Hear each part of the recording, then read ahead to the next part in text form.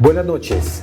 En Revista Raya, Raya conversa hoy con el ex candidato presidencial de Ecuador, Andrés Arauz. Ha venido hoy a Colombia a instaurar una denuncia en contra del fiscal general de la Nación, Francisco Barbosa, a raíz de su interferencia en las elecciones del año 2021, en donde Arauz era uno de los favoritos. De hecho, hay que recordarle a la audiencia que en la primera vuelta resultó triunfante, y a raíz de estas revelaciones que se hicieron en la revista Semana, posteriormente la visita intempestiva del fiscal en un avión charter a Quito, han podido modificar estos resultados, que es lo que está denunciando Arauz también en Colombia ante la Comisión de Acusaciones. Bueno, aquí lo tenemos para conversar en La Raya con esta noticia que nos trae. ¿De qué se trata? Buenas noches. Muy buenas noches, gracias por la invitación. Sí, efectivamente he venido acá a limpiar mi nombre y advertir al pueblo colombiano de que aquí hay un actor político que ya ejerció una interferencia en las elecciones ecuatorianas con nefastas consecuencias para mi pueblo. Estamos viviendo un sufrimiento enorme en mi país a causa de un gobierno nefasto, inepto, que ha hecho un enorme daño al sistema de salud pública, a la seguridad pública, etcétera, y que ahora está en entredicho su continuidad. Pero hemos creído pertinente, gracias a información nueva que finalmente logramos obtener, junto con mi representante aquí en Colombia, el doctor Eduardo Montealegre, para presentar una acusación en contra del fiscal Barbosa en la Comisión de Acusaciones del Congreso colombiano. Precisamente, doctor Arauz, una de esas pruebas que presentará el doctor Montealegre a la Comisión de Acusaciones es un documento de inteligencia que hace parte de un dossier que reveló también esta revista a mediados del año pasado, el cual compila toda la inteligencia, espionaje que se hizo contra diplomáticos cubanos, venezolanos, con mucha intensidad durante el gobierno del expresidente Iván Duque. Y este dossier contiene un documento en donde hay una especie de planeación para manipular las pruebas o los documentos que hallaron en el computador de alias Uriel. ¿De qué se trata ese documento? ¿Cómo lo han analizado ustedes? Absolutamente, es un documento clave, porque revela que dentro del aparato de inteligencia militar de las Fuerzas Armadas colombianas había no solo la intención, sino la consecución del objetivo de sembrar evidencia en las computadoras de alias Uriel. Entonces, además lo mencionan con una clara intención de desestabilización a los gobiernos de izquierda, a los movimientos sociales, y en este caso, estamos obviamente en una misma categoría amplia, a un movimiento político también de izquierda en Ecuador que estaba cursando el proceso electoral. Entonces, realmente es un documento muy valioso. Rara vez surge a la luz documento de estas características, pero es un documento crucial para nuestros fines en términos de, primero, limpiar el nombre ante este ejercicio de desprestigio que hizo Barbosa en su viaje a Ecuador, pero también para evitar que vuelva a suceder, no solo con relación al pueblo colombiano, sino en toda la región. Sí, decíamos al inicio que prácticamente el fiscal llegó a más o menos un mes de las elecciones de la segunda vuelta. Usted había ganado en la primera vuelta y se esperaba que ganara las elecciones presidenciales del 2021. ¿Ustedes consideran o qué análisis hicieron respecto a esta llegada del fiscal, a la revelación de Semana que se amparó en unas supuestas pruebas que aún no han mostrado? Bueno, mira, para que responda a esa pregunta le voy a dejar las palabras del propio Guillermo Lasso, que luego que acabaron las elecciones, al primer país que visitó fue a Colombia, al primer presidente que visitó fue a Iván Duque, le agradeció por su injerencia en las elecciones ecuatorianas y dio una entrevista a la revista Semana insistiendo en que tenían que perseguirme a mí por el tema de esta supuesta acusación que ya había sido demostrada como falsa muchísimo antes, ¿no? Entonces es el propio Lasso el que demostró que tuvo un efecto importante al venir acá a agradecer por la gestión. Entonces eso nos demuestra que hay una relación profunda entre los sectores de extrema derecha de América Latina que están dispuestos a abusar de su autoridad, a usar la fuerza del Estado, que debería ser para que la justicia brille, para utilizarla para fines políticos, de manipulación política, de falsificación de evidencia y de pruebas, y de luego actuar políticamente en este caso. Ahora, desde la perspectiva del escenario político y mediático nacional, absolutamente tuvo que ver. Los noticieros nacionales de televisión coparon su agenda televisiva y noticiosa con esta acusación falsa y burda, con el viaje del fiscal. Se decía, no hay la evidencia, es falso, mentira. No, ahí está el fiscal que trajo la evidencia. Entonces, evidentemente la visita del fiscal sirvió mucho para alimentar los ataques mediáticos y políticos que sufrimos, que luego se regaron además a través de redes sociales y de micropautas en radios de provincia, en radios pequeñas en distintas partes del Ecuador, que definitivamente asustaron a buena parte del electorado, de la población que tenía que votar. Sí, este hecho del fiscal en Ecuador, ¿se había visto alguna vez en la historia de los países de América Latina que un fiscal lleve pruebas a puertas de unas elecciones? Digamos que esa es como la particularidad. Jamás se había visto eso en el Ecuador. Creo que no hemos visto tampoco algo parecido en América Latina. A veces se quiere decir que hay injerencia en una elección por un post de Facebook o algún mensaje de solidaridad en Twitter, cuando acá lo que vimos es un viaje en avión oficial de la Fuerza Armada colombiana a el Estado ecuatoriano, participar en el debate político nacional, presentar acusaciones, supuestas evidencias, además un periodo muy importante, que es un periodo de inmunidad temporal en materia penal que tenía yo como candidato. Es decir, no había cómo hacer ese show en ese momento, pero obviamente lo hicieron para incidir en el proceso electoral. Eso jamás lo hemos visto. Espero que no lo volvamos a ver, pero lamentablemente vemos que Barbosa sigue asumiendo un discurso agresivo, vocero de la extrema derecha, como un actor político regional, inclusive participando en el debate político en el caso del Perú, obviamente en el caso de Colombia, algo que creo que está extralimitándose en sus funciones, tanto a nivel nacional como internacional. Sí, quisiera insistir en qué pasó luego de que el fiscal entregó supuestamente pruebas a la fiscal, a su homóloga en Ecuador. Esto para poner en contexto a la gente qué pasó después de allí, porque se habla de un fenómeno a nivel de América Latina que es el lawfare.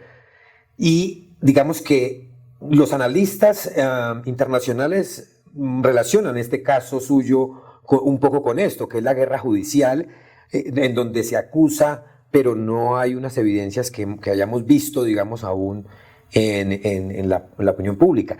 ¿Estas evidencias allá en Ecuador se las han mostrado a la opinión pública? Mira, el ataque y el acoso judicial que vivimos en Ecuador estuvo anticipado por el ataque mediático, en este caso por Revista Semana, que se dedicó no solo a publicar lo que publicó, sino recurrentemente a traer el asunto nuevamente en la palestra. Y claro, el método de ataque del lawfare es primero sentenciar con los titulares, con evidencia falsa, y luego armar un supuesto caso judicial, en este caso sin pruebas. Luego que Barbosa fue al Ecuador, yo notifiqué mi intención a la Fiscalía del Estado ecuatoriano de decir, hey, esa evidencia que le proporcionó Barbosa, yo quiero que me investiguen y quiero ser parte del expediente judicial para saber qué información tienen ahí. Y evidentemente la Fiscalía lo que dijo es, señor, aquí usted no está involucrado, no participa de este expediente, no hay una investigación en esta materia respecto a Andrés Arauz. Pero esta respuesta la hemos obtenido luego de varios años y esperando que esa investigación se archive. Entonces, en el Ecuador eso no tuvo ninguna consecuencia, por eso yo circulo por mi país, circulo por Bogotá, por Colombia libremente, porque evidentemente eso no se cristalizó en ninguna acusación, porque era evidentemente falso. Ahora, tenemos información también, y será parte de la acusación que plantearemos, de digamos, un ejercicio pericial de la propia fiscalía de obtención de documentos que días antes del viaje de Barbosa a Quito ya se demostraba que no había ninguna mención ni a Andrés Arauz, ni a mi movimiento político, ni siquiera a la República del Ecuador en los archivos que se habían incautado y analizado.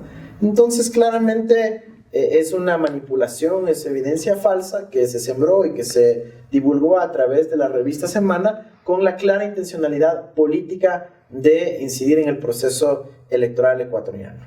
Sí, precisamente hoy el fiscal Francisco Barbosa se encuentra en una gira internacional, ya ha ido a Perú, ahora está en España, también ha ido a Argentina y se ha reunido con diferentes actores de la rama judicial, ha dicho él, en su carrera internacional. Sin embargo, diferentes críticos del fiscal Barbosa, en este momento en que se encuentra en el ojo del huracán, alrededor de delitos de lesa humanidad del que se lo acusa, no está investigando, pero también delitos de corrupción que involucran, por ejemplo, al esposo de la ex vicepresidenta Marta Lucía Ramírez, involucrada con un predio en la zona rosa de Bogotá, que precisamente es de los paramilitares y no le han extinguido el dominio. Entonces, hay un clima en contra del fiscal Barbosa por sus actuaciones en Colombia bastante efervescente y llega a la comisión de acusaciones esta denuncia. ¿Cómo cree que espera usted que pase en este escenario en donde, pues históricamente en Colombia no ha habido alguna denuncia que prospere contra estos altos dignatarios en Colombia? Mira, yo creo que aquí hay una causa muy concreta, y es que yo inicié la denuncia en contra de Barbosa no ahora, hace 2 años. En marzo del 2021 presentamos una solicitud a la Fiscalía General de la Nación que se esclarezcan los hechos, que presenten la supuesta evidencia, que nos permitan ver qué es lo que se dice sobre nosotros mismos, que se llegue a investigar, a indagar y a concluir y se encuentren responsables si es que en efecto había financiamiento por parte del ELN al Ecuador o algún actor en el Ecuador. Bueno, la Fiscalía no ha movido un dedo respecto a eso. Y ese es el hecho determinante de la responsabilidad no solo judicial, no solo en términos jurídicos, sino política de Barbosa. ¿Por qué?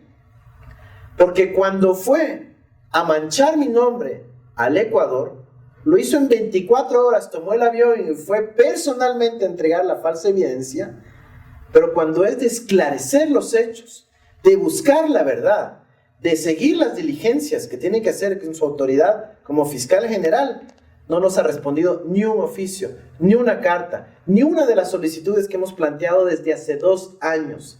Eso se llama denegación de justicia, significa responsabilidad por omisión, significa que no se están garantizando los derechos humanos y significa, obviamente, que es un actor político interesado y no en esclarecer la verdad, como es el deber de un fiscal general. Aquí no hay excusa que valga y por eso yo creo que la comisión de acusaciones del Congreso, de la Cámara colombiana, tendrá muchos elementos, además de todos los que se suman aquí con involucramiento de, lamentablemente, distintas otras áreas del Estado colombiano bajo la presidencia de Iván Duque, para que se encuentre aquí la verdad. ¿Por qué? Porque Barbosa jamás se va a investigar a sí mismo.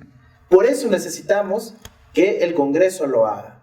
Y sobre los viajes internacionales de Barbosa, me parece que también es una señal de desesperación, de que ve que él haber actuado políticamente, extralimitándose sus funciones como fiscal, que debería velar para que se garanticen los derechos de los colombianos, de que no hay impunidad en materia de la delincuencia, de la violación de los derechos humanos, de reparar a tantas víctimas que existen en el sistema penal colombiano, se ha dedicado a ser un actor político. Entonces va a buscar en otros lugares apoyo político frente a una situación en donde él claramente está extralimitándose en sus funciones. Entonces yo creo que debe haber una conciencia regional de que no se debe manipular la justicia con fines políticos como ocurrió en el proceso electoral ecuatoriano. Sí, se avecinan las elecciones entonces en Ecuador en el año 2024, ya hay elecciones. ¿Cómo ven ese panorama en este momento en donde precisamente el presidente de la República está apoyando un juicio también contra el expresidente Correa? Bueno, lo que tenemos en el Ecuador ahora es un escenario convulsionado, en donde regularmente debería haber elecciones en febrero del 2025, pero la campaña efectivamente comienza en el 2024. Pero tenemos un gobierno que no ha sabido responder a las circunstancias, a los deseos, a las aspiraciones del pueblo ecuatoriano. Tenemos el éxodo de ecuatorianos más grande del siglo XXI. Están saliendo más personas por el Darién del Ecuador que de otras nacionalidades de América Latina. Estamos viendo cómo varias ciudades del Ecuador están entre las más inseguras del continente, cuando hace pocos años éramos el país más seguro de la región. Y tenemos una preocupación fundamentada de que este gobierno que permitió la escalada de violencia fue no solo por omisión, sino por complicidad con organizaciones vinculadas al narcotráfico y a la violencia, y que ha significado una escalada a través de una serie de escándalos, como el asesinato de uno de los principales testigos que iban a testificar en el juicio político en contra de Guillermo Lasso, ¿no? Entonces Guillermo Lasso, en efecto, el día de hoy se ha estado defendiendo ante esa acusación en nuestra asamblea, e incluso amenazando con o disolver el Parlamento o destituir a los parlamentarios que no están a su favor, ¿no? Entonces vamos a ver cómo se desenvuelve aquello, pero si es que Lasso llega a disolver el Parlamento, que por cierto es una figura que está permitida en nuestra Constitución, pero que obliga a unas elecciones anticipadas. Si se dan esas elecciones anticipadas, la Revolución Ciudadana, el proyecto político que yo represento, el movimiento que yo represento, tiene las opciones de ganar, porque somos la opción, la antítesis de la extrema derecha que está gobernando actualmente el Ecuador y que tanto daño ha hecho al pueblo ecuatoriano. Sí, ¿en qué se parece esa extrema derecha que usted acaba de describir, representada en el presidente Guillermo Lasso actualmente, con la extrema derecha colombiana, en donde pues está el expresidente Iván Duque, en donde está el fiscal Francisco Barbosa, en donde está, digamos, los ganaderos, los empresarios? Es decir, al hacer ese símil con Ecuador, ¿qué podríamos encontrar allí? Mira, en el Ecuador la extrema derecha en este caso está representada por lo que lamentablemente ha llegado a constituirse un grupo de narcobanqueros, ¿sí? Un grupo de literalmente dueños de los principales bancos del país, que ahora se han agrupado para gobernar el Ecuador, y que a través de su red de bancos en el exterior, por cierto, incluyendo aquí en Colombia, tienen sucursales y oficinas de bancos ecuatorianos, también en paraísos fiscales, son facilitadores del lavado de dinero producto del narcotráfico. Entonces ellos son los que ahora nos están gobernando, y ellos evidentemente no tienen ningún cuidado ni interés de defender los intereses de la población. Los servicios públicos están colapsando, el país entero está desintegrándose, mientras ellos tienen ganancias millonarias nunca antes vistas en el Ecuador, a partir de una política de desregulación y de concentración enorme de la riqueza en pocas manos. Esta consecuencia ha llevado a que, como digo, el pueblo ecuatoriano está perdiendo su visión de futuro y está optando por salir del país.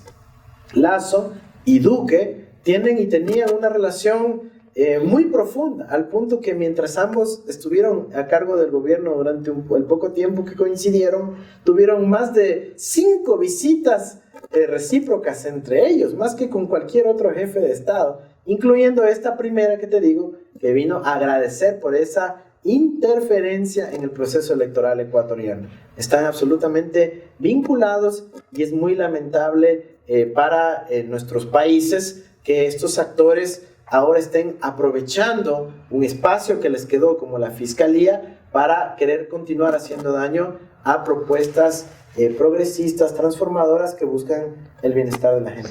Sí, hay unas dos preguntas antes de terminar con esta conversación, Raya Conversa. En la raya hoy con el ex candidato presidencial de Ecuador, Andrés Arauz, que le recordamos ha venido a Colombia a interponer una denuncia, una acusación ante la Comisión de Acusaciones de la Cámara de Representantes a raíz de su interferencia en las elecciones del año 2021 con unas pruebas que, ha dicho el ex candidato Arauz, nunca ha presentado, nunca ha mostrado a la opinión pública.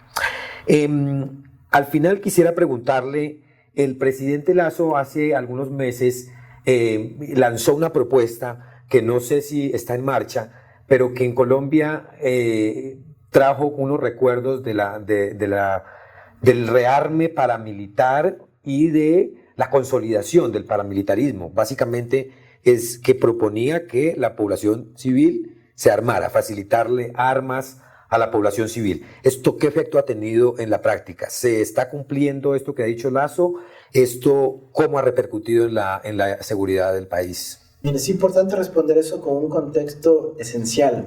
Y es que hace más o menos un año, Lasso visitó a los Estados Unidos en la Cumbre de las Américas y allá hizo un anuncio que lo que él busca es implementar un Plan Colombia en el Ecuador. Y pidió el apoyo de los Estados Unidos. Trump. Ya estaba el presidente Biden para poder implementar un Plan Colombia en el Ecuador. Esas son unas palabras de Guillermo Lasso. Y planteaba evidentemente una estrategia de rearme, de creación de grupos paramilitares, de profundización de la violencia, de la exclusión, de asumir una posición activa en términos de la guerra contra las drogas, que es la doctrina que conocemos, cuando el Ecuador históricamente, y no solo en gobiernos de izquierda, sino desde hace 60 años, ha permanecido neutral en la confrontación de carácter bélico, belicista o de promocionar la violencia.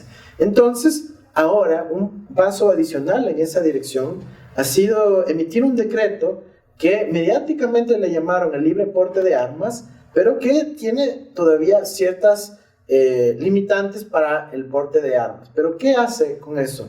Efectivamente, todavía eso no llega a ser implementado en la sociedad, pero mediáticamente, simbólicamente, ya generó un proceso de legitimación para que la gente pueda portar armas libremente.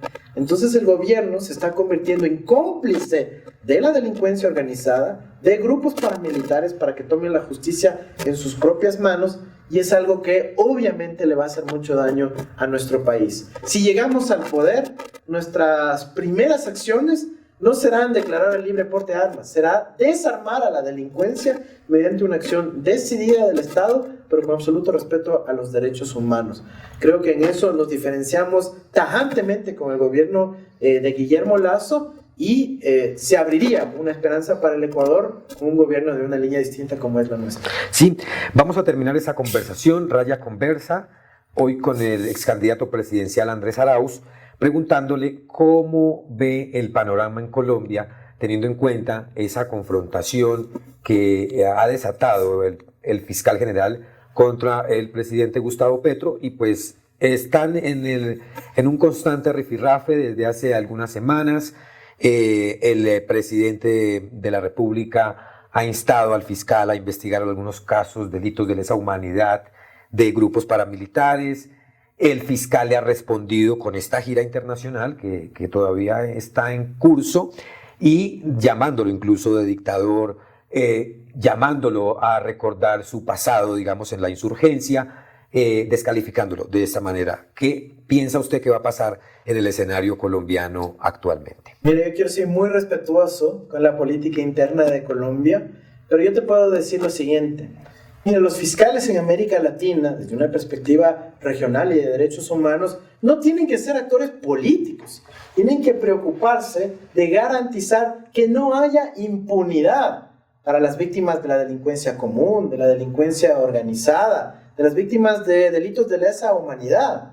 Ese es el rol que deberían asumir las fiscalías. Trabajo técnico, minucioso, dedicado, permanente. Ahí sí, en articulación con sus pares a nivel regional, pero con una visión de derechos humanos.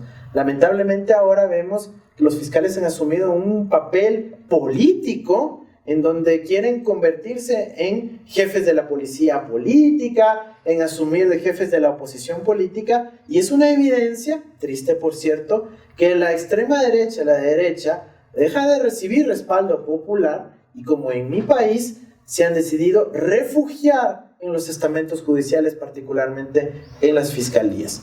Eso es lo que tenemos que responder como región latinoamericana, y no permitir que las fiscalías se conviertan en un instrumento de persecución, como ha sido lamentablemente víctima mi movimiento político con Rafael Correa a la cabeza, víctimas del lawfare institucionalizado.